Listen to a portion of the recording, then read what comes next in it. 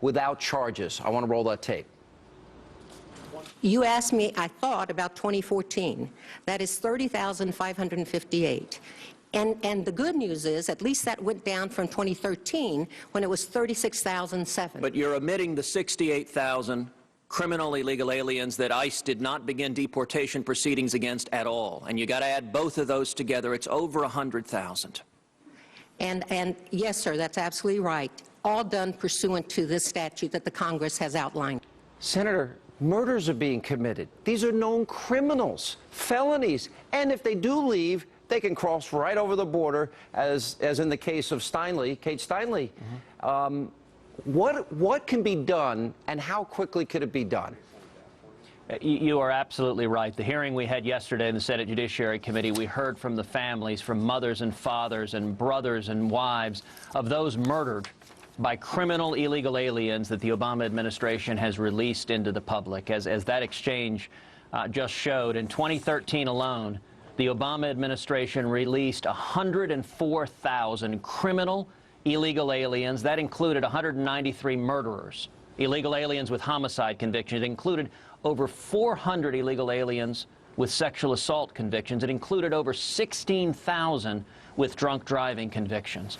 The Obama administration is refusing to enforce the law, and it is unjustifiable. And as I said at that hearing, if President Obama had the courage of his convictions, he would have come to that hearing, he would have looked in the eyes of Kate Steinle's mother and father, and he would have apologized for refusing to enforce the law and releasing murderers who killed their children. Now, you ask, what can we do? Number one, I have joined with other senators in introducing legislation to strip all federal funds from any sanctuary city. San Francisco is a sanctuary city. It invites illegal aliens, including criminal illegal aliens, to come to San Francisco. We need leadership in Congress to stop that. Secondly, I've introduced Kate's Law, which would put in place a mandatory 5-year minimum for anyone convicted of illegal reentry. You know, Sean, it's interesting. This week, the Senate is taking up the highway bill.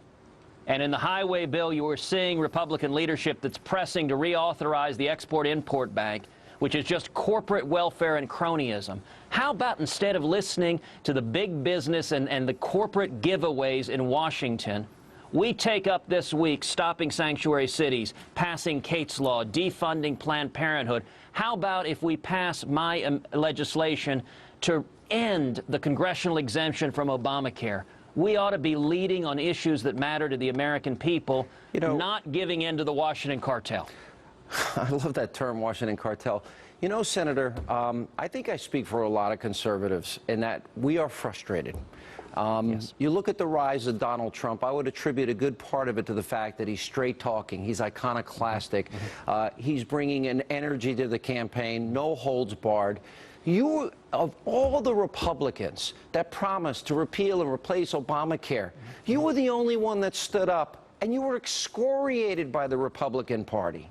The same thing with executive amnesty. Every Republican said, oh, no, elect us, don't worry about it. We'll pass the Cromnibus, but we're going to defund the Department of Homeland Security. They funded executive amnesty. My question to you is, what has happened to this party? Why are they timid and weak and afraid? And why go after you when you're doing the very thing that they also promised to do? Well, Sean, the fundamental problem is far too many of them are listening to the lobbyists and special interests in Washington. As you mentioned, I have a new book, A Time for Truth, that has become a New York Times bestseller, and it talks about... By the way, that was nice of them to finally acknowledge it. Well, they tried to keep it off the list. The first week, it was the third best-selling book in America. It outsold 18 of the 20 books on the list, and yet the New York Times, for pretty obvious partisan reasons, didn't want it there. There was such a hue and outcry that they were forced to list it the next week. Yeah. But the book, A Time for Truth, it reveals the corruption in Washington behind closed doors, where you've got career politicians in both parties, Republicans and Democrats, that get in bed with lobbyists. You know, what so many Americans are frustrated with is we have campaign conservatives, people who talk good on the campaign trail, but they don't follow through on what they're doing. And I think in the 2016 Republican primary, it's all going to come down to one issue: trust.